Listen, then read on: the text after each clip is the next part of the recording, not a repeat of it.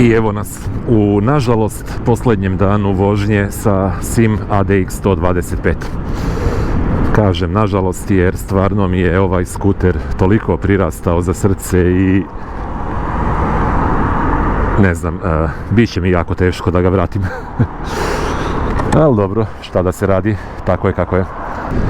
Dakle, dođe vrijeme da se opraštamo polako i idemo u jednu posljednju vožnju na beogradsku obilaznicu odnosno pored Avale, pored Bubanj potoka, pa onda autoputem polako do Konjarnika. Ima tamo jedna benzinska pumpa gdje ću tamo da ga napunim i da vidim koliko je potrošio i koja mu je bila prosječna potrošnja za ovih 5 dana koliko sam ga ja vozio.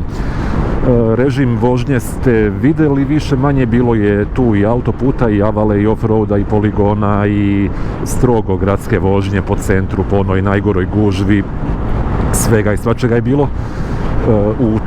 Danas je inače petak, u četvrtak sam ga vozio, ali nisam snimao ništa jer nisam imao neku posebno bitnu temu, pa da čisto ne bude dosadan snimak, a tokom te vožnje sam vozio uglavnom po gradu. Nije bio baš neki špic, nije bio stani kreni režim, ali bilo je semafora, bilo je stajanja, bilo je i malo otvorenog puta, znači onako pola-pola.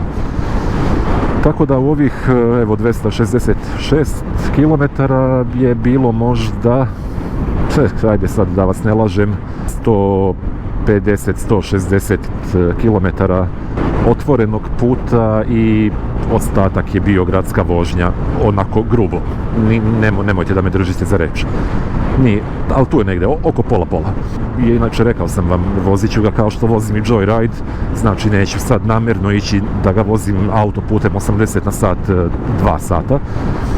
Niti ću namjerno da se 2 sata zaglavim negdje u centru Beograda, da mu uništim potrošnju. Znači vozim ga onako realno. Šta mogu da vam kažem o ovom skuteru, a da vam nisam već rekao u posljednja 4 klipa. Prvi utisak je bio da je onako mali, lak, upravljiv, jako udoban i to mi je zapravo bio najjači prvi utisak, ta njegova udobnost, da je meni sa mojih 192 cm izuzetno udobno i u ovom normalnom položaju i kada ovako ispružim noge. I s te strane je najbolji, ili ajde jedan od 2 najbolja skutera koje sam vozio do sad. A u kategoriji 125-ica ja mislim da tu već nema priče, tu nema konkurencije. Zatim drugi utisak koji je bio kapacitet rezervoara i potrošnja i autonomija.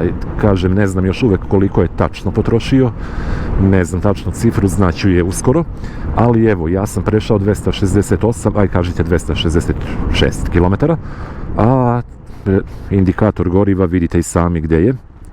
3 crte od ukupno 7, znači manje od pola je potrošio na 268 km u mešovitom režimu vožnje, još nerazrađen, znači to nešto govori.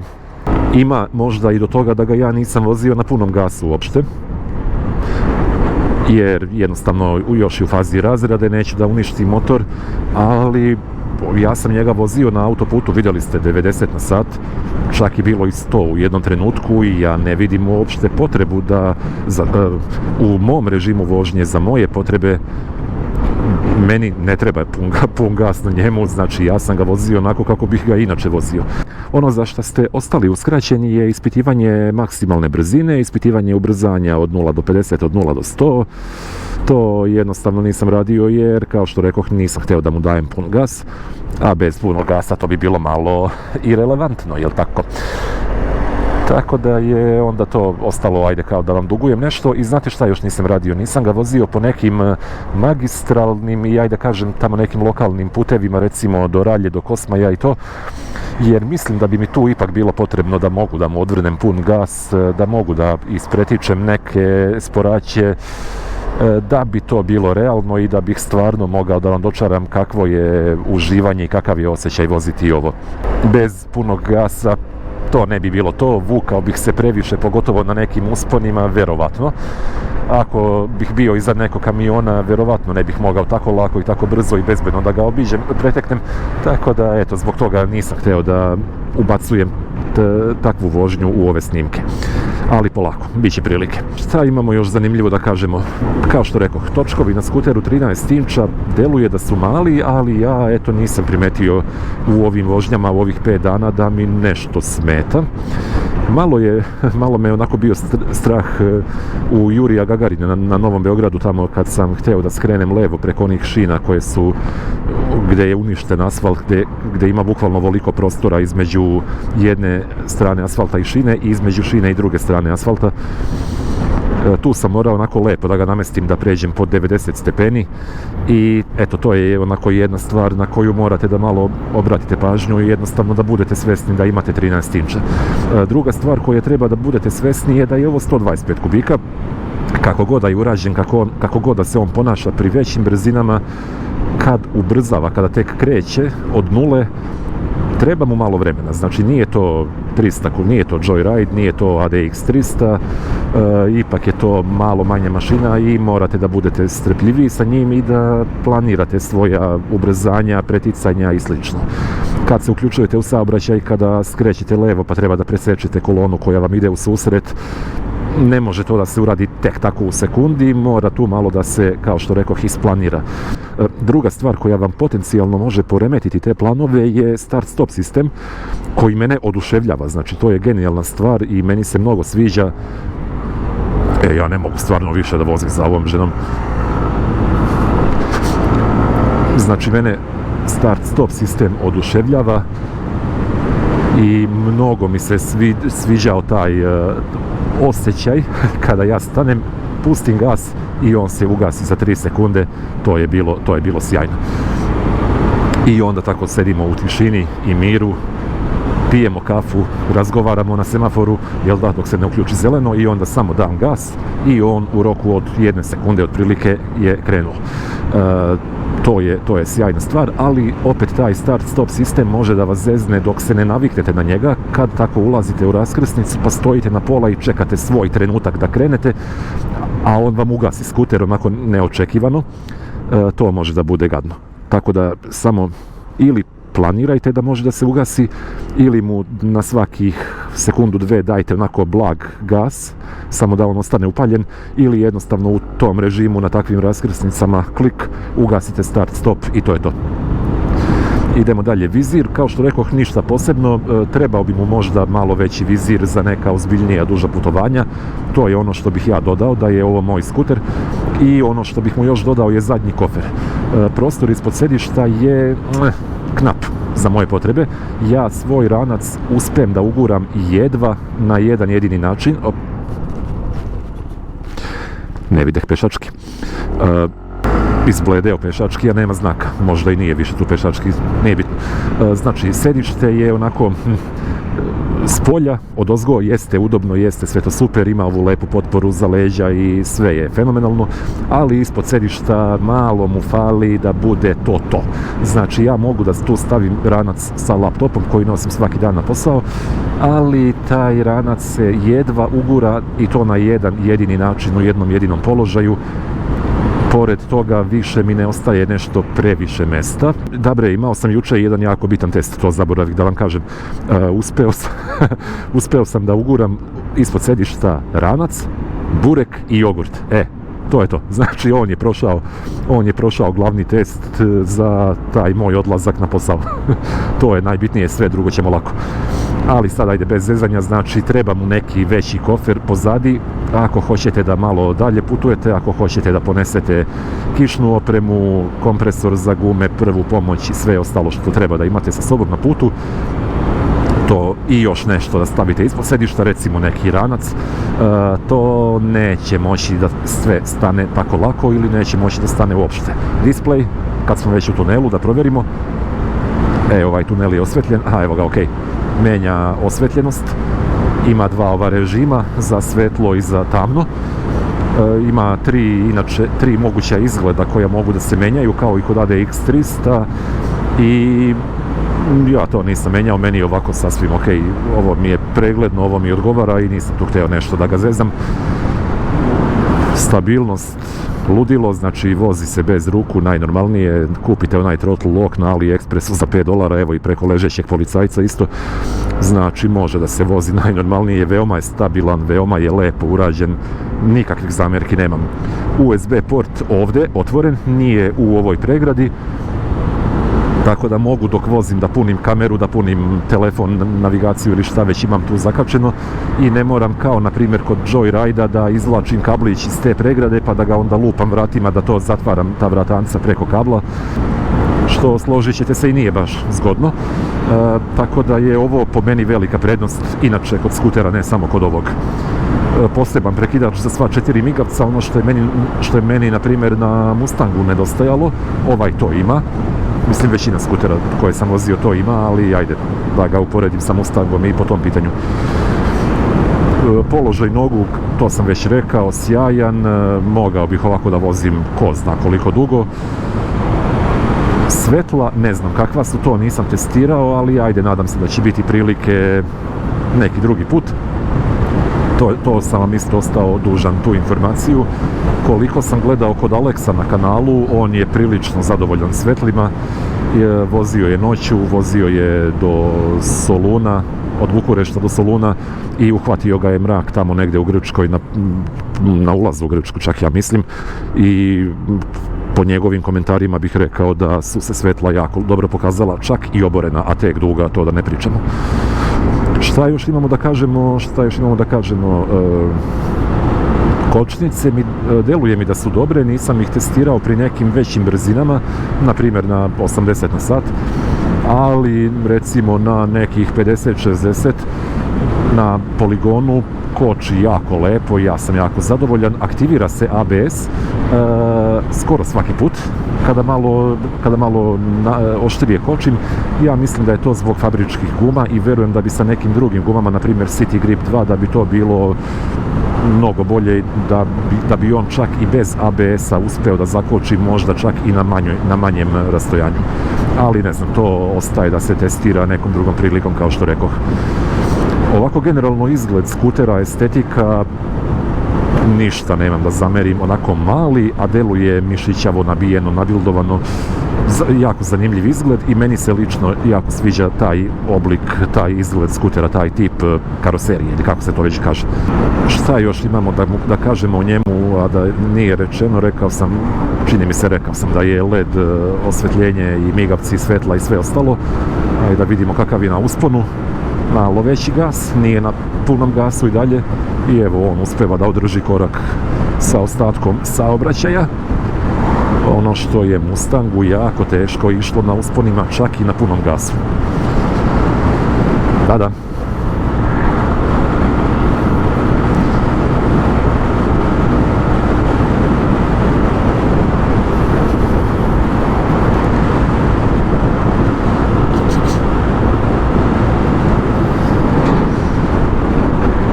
Jedna stvar koju nema, a koju sam na primjer video kod TG400 je mogućnost da se isključi ABS. Ne vidim zašto bi to neko radio, ne vidim ni za TCS zašto bi neko radio, jedino za neku off-road vožnju znam da to ljudi vole da urade, ali nije ovo skuter za off-road. Mislim, može da pređe po nekom blažem off-roadu, ali ako mora, ali nije to. Od skutera za takve stvari je više TG400, ADX300 već nije, on mi je mnogo tresao i on mi je baš onako, nemam pojma, nije mi bilo to. On je, kao što rekoh onda kad sam bio na Vali, mali, nežan skuter za gradsku vožnju, ali jako sposoban, ja bih rekao, i da izađe i na otvoreni put. Sad, možda ne baš autoput, ajde. Znači nije baš za autoput, ne može onda vozi 120, 130, to nemojte da očekujete od njega, ali ako je vama ok da autoputem vozite ovako, na primjer 85, 90, 100 može da izvuče najnormalnije na punom gasu. Ja stvarno ne vidim razlog zašto bi to bio problem. I rekao sam već, ja i Joyride, vidjeli ste i sami, na autoputu vozim 90-100, i meni je super, ja uživam u tom režimu vožnje i ne vidim potrebu da vozim 130, ni zbog vetra, ni zbog potrošnje, ni zbog generalno bezbednosti. Šta znam, mislim, nemam nikakvu ja uopšte primedbu na to da je maksimalna brzina negde oko 90-100. Ono što je meni bitno je da ga ja sad držim više manje na pola gasa i da on vozi 80 i da ja to mogu da izvučem. To je onaj moj kriterijum zbog koga sam hteo da menjam Mustanga. Drugi kriterijum je bio autonomija. To mislim nema priče. Ovo je apsolutni pobednik, ja mislim, generalno među skuterima. I treći kriterijum je bio prostor ispod sedišta. Ovaj je mnogo bolji od Mustanga. Kao što rekoh, malo mi fali još po centimetar, bukvalno po centimetar da ima sa svake strane. Ja mislim da bi to bilo to. Da uopšte ne bih imao šta da kažem. Ovako, dobar je, ali malo bolje to može da bude. Ne znam kakve su druge 125-ice, nisam ih nešto mnogo vozio. Kad kažem mnogo, to znači nisam uopšte. Možda ima boljih, možda ima onih sa više prostora. To već ne znamo. Ono što bih ja dodao su štitnici za ruke, to mi je žao što nema, a recimo imaju ih i ADX 300 i TG 400. Za neko malo hladnije vreme to jako znači i to bih stvarno voleo da imam. Tako da, eto, kažem sad da je ovo neki moj skuter. Tri stvari koje bih ja tu dodao i šta bih uložio u njega: novi vizir, kofer i štitnici za ruke. Dobar je, na početku nisam mogao da se tako lako naviknem, ali sad deluje mi da je mnogo zgodan za ovako neke manevre, za neka brza prebacivanja s leve na desnu stranu, to lomljenje, da tako kažem, i obaranje. Tako da je tu prilično dobar.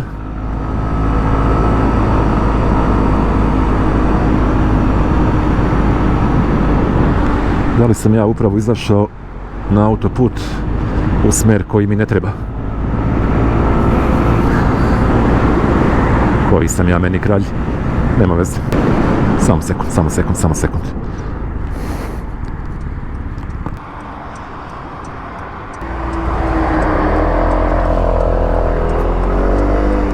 Upravo sam se zeznuo kod uključenja na autoput, nisam znao da tamo nema ulaz u smeru ka Beogradu.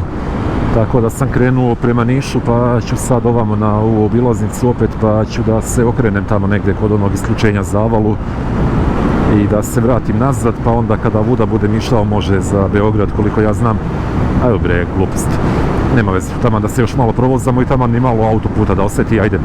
Znači evo ga ovako, ovo nije pun gas. Gledajte sad ovo je pun gas, ja ga vozim ovako, 90 na sat. I to je to. To ispunjava sve moje kriterijume, tačka. Sad na autoputu, mislim, nije ovo za autoput. Ako morate baš da izađete iz nekog razloga i da vozite autoputem, ajde, može, ali morate da budete svesni toga da ste mali, da ste spori. I recimo šta sam ja radio kad sam vozio onaj drugi dan, čini mi se, od Avale pa upravo ovom obilaznicom, odnosno ovim autoputem do Novog Beograda. Ja sam vozio bukvalno ovako do bele linije, do zaustavne trake i svako ko naiđe iza mene može da me pretekne čak i u mojoj traci. I bio sam svestan rizika, znao sam šta radim, aktivno sam pratio levi retrovizor, jer jednostavno bilo bi bezobrazno od mene da vozim ovom brzinom po sredini ili daleko bilo levim delom trake. Znači to je ipak malo bezobrazno. I evo izvolite, pomerim se malo, pustim čoveka da prođe. Sad će se vratim zbog ove kamere, mada nije kao da će da mi snimi tablicu. Izvolite. I tako, jednostavno malo obzira prema drugim vozačima, malo svesti o tome ko ste i šta ste. I evo, ovo je jedini nedostatak koji ja vidim kod ovog skutera, recimo u odnosu na Joyride, u odnosu na ADX 300 i sve ostalo. Opet je mnogo bolji nego Mustang, tako da, eto, nije najgori. Ovo je drugi put da slučajno zakačim sirenu za ovih 5 dana. Kad bih malo manje mlatio levom rukom, a malo više držao korman, to se ne bi dešavalo. I eto, to je jedina stvar koju ja mogu da nađem i da kažem, ipak bi mi Joyride više odgovarao. Da, odgovarao bi mi mnogo više kad bih ja mnogo više putovao autoputem i kada bi mi bio takav režim života da idem recimo na posao u Novi Sad svako jutro. Onda ok, onda bi me vjerovatno smorilo da idem kroz onu gužvu, kroz Batajnicu, Inđiju, Pazovu, jednu, drugu i to.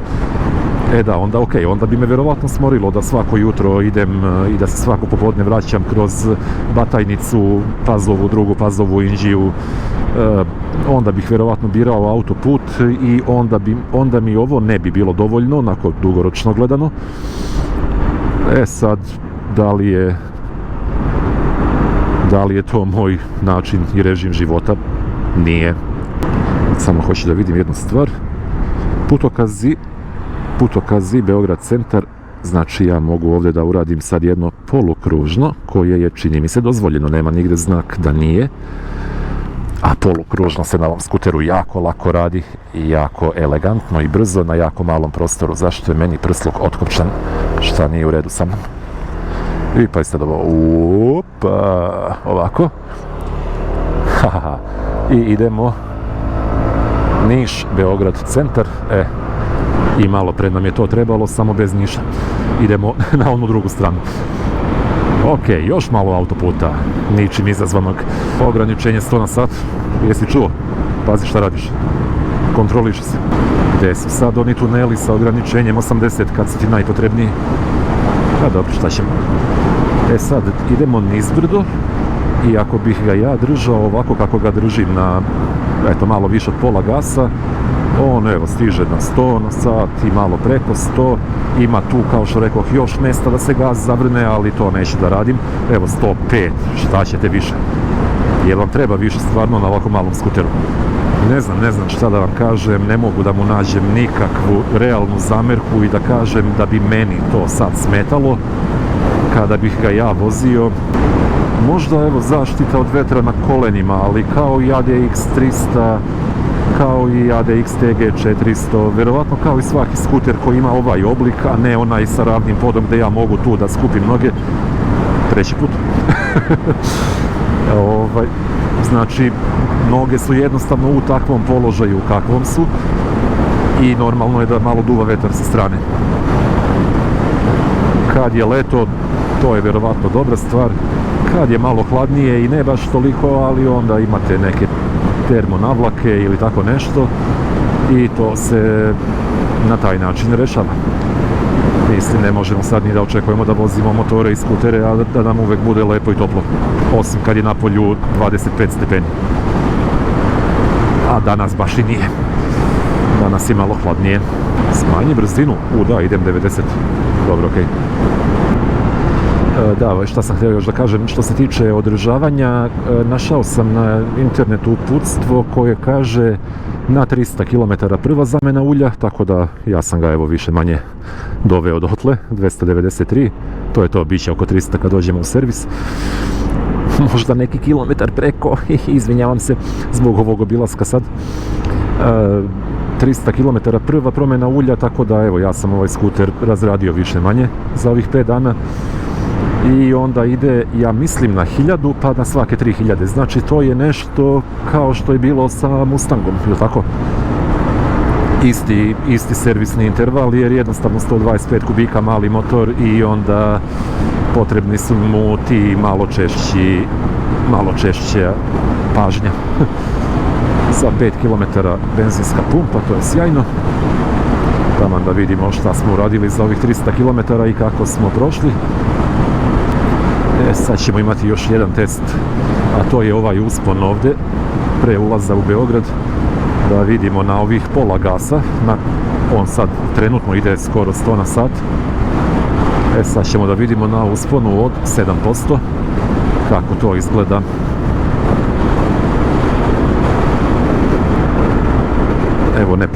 Ne pomeram ruku, ne pomeram gas. On se i dalje penje oko 90 na sat. Sad moram da usporim zbog ovog kamiona. Sad bi bilo gadno kad bih morao da preteknem ovaj kamion. Tu bi mi trebao pun gas i tu bi već bilo pitanje kako bi to izgledalo, jer jednostavno ima i ljudi iza mene, ali 60 na sat, ja mislim da mogu mnogo brže od toga.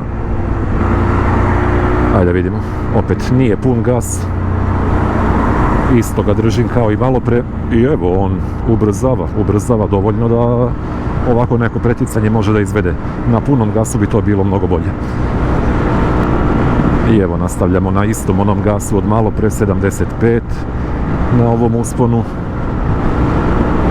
Šta da vam kažem? Za njegovu kubikažu, za njegove dimenzije, ja nemam apsolutno ništa loše da kažem o njemu. Znate gdje me je Mustang sve doveo, znate da sam sa njim uspeo da odem do Novog Sada, do Smedereva, do Šapca, do Valjeva.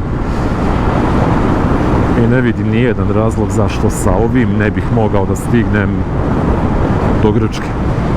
Ali bez zezanja. Da mi je takav način života i da to mogu da priuštim sebi vremenski i organizaciono, ne vidim nijedan razlog zašto to ne bih uradio. I mislim da bi bilo uživanje, baš pravo uživanje to uraditi. Sad imamo nagib na dole 6%, tu sad već puštam gas i on ide 90, nećemo da preterujemo.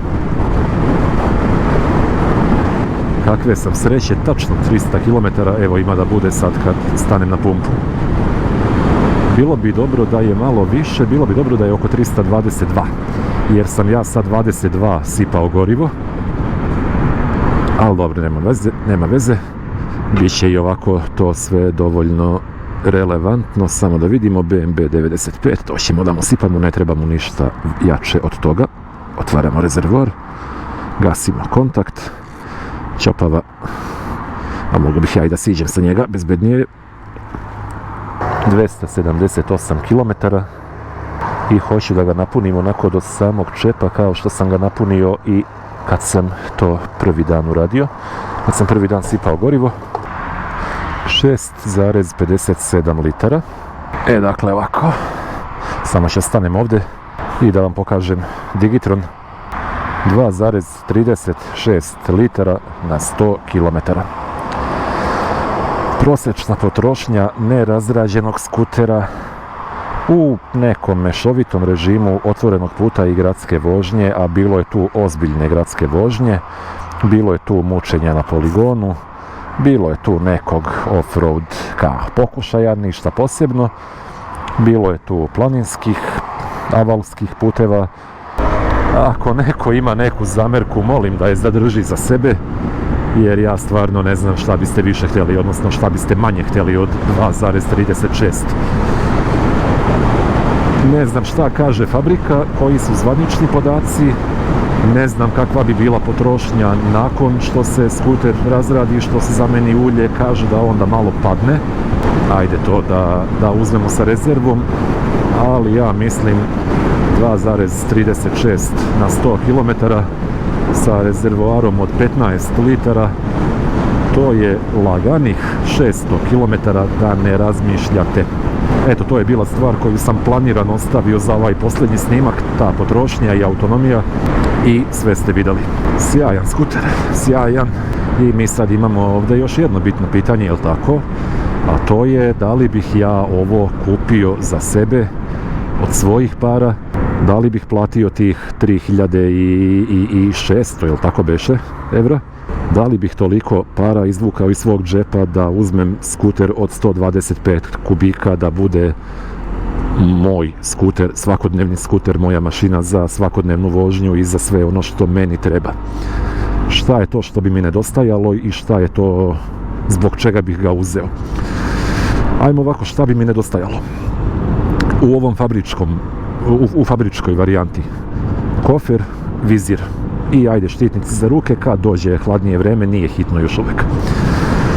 To je ulaganje od nekih, koliko to možda bude još, 300 evra, tako nešto, 400. Šta bi mi još falilo? Pa možda jednom do 2 put mesečno falio bi mi ravan pod kad idem u neku kupovinu pa treba da ponesem neke torbe, mada može i ovdje to da se namesti, ima dovoljno ravnog dela, ja to mogu da držim nogama, znači ne bi bilo toliko strašno. Bilo bi izvodljivo. Na kraju krajeva poneo bih ranac pa bih u njega spakovao šta treba. I to je to, ja stvarno ne znam šta bi, mislim, falilo bi mi da možda ako mi nekad dođe da vozim auto putem 130, ali kad ja to inače radim, možda bi mi falilo malo snage kod nekih preticanja, ali uz dobro planiranje i uz malo manje žurbe i nerviranja, što inače svima savjetujem, ja mislim da to ne bi bio nikakav problem. To ne bi bila toliko velika zamjerka i to ne bi bio neki bloker da kažem, zbog toga neću da kupim ovaj skuter. Ono što je jako bitno je da može da ide tih 80-90 i da ne osjeti, tako da to je jedna stvar koja se meni jako sviđa i to je to. Zbog čega bih ga kupio? Pa zbog svega ostalog i jednostavno ne vidim nijedan razlog zašto ovo ne bi mogla jednog dana da postane moja primarna mašina, možda čak i jedina. Dakle, da vam odgovorim na pitanje da li bih ja ovaj skuter kupio od svojih para, da. Stižemo nazad do Eurosumera, on se gasi, zna da je stigao kući, a ja se teška srca opraštam od njega i iskreno se nadam da ćemo se ponovo vidjeti bar na nekoj test vožnji, a možda i u nekoj drugoj varijanti, to se nikad ne zna. To je to, ljudi, i još jedan pogled i još jedan njegov pozdrav. Sim ADX 125, sjajan skuter i ja sam jako uživao u ovih 5 dana vožnje i upravljanju ove recenzije, a nadam se da je vama bilo bar korisno, ako ne i lepo. To je to, čekam ja da se otvori salon da uzmem Joyride koji je negdje tu, vjerovatno, je li ovo? Nije, 508. Joyride, gdje li su ga stavili, to niko ne zna. Nema Joyride. Ok, ništa, uzet ću ponovo neki test. Eno ga tamo. Eno ga tamo, vidim u kofer kako svetli. Dobro, tu je. To je to, čekam da uzmem svoj pravi skuter nazad, a ovaj će mi jako nedostajati. Prešao je sa mnom, evo sad ću da vam kažem koliko, 304, ja sam ga uzeo sa 2, znači 302 km i taman je spreman za promjenu ulja i za neke druge test vozače. Pazite kako ga vozite, nemojte da se zezate, nemoj da ga je neko ogrebao, slučajno, sa mnom će imati problema. Važni narode, ajde sad da ne davim više, vidimo se mi u narednom klipu, najvjerovatnije nastavak onih vožnji od onog mog prethodnog godišnjeg odmora taj serijal sam nakratko prekinuo da bih objavio sve ove recenzije, a sad možemo da se vratimo tome dok ne bude ponovo nekih test skutera na kanalu. Vidimo se, čujemo se, polako vozite, ćao!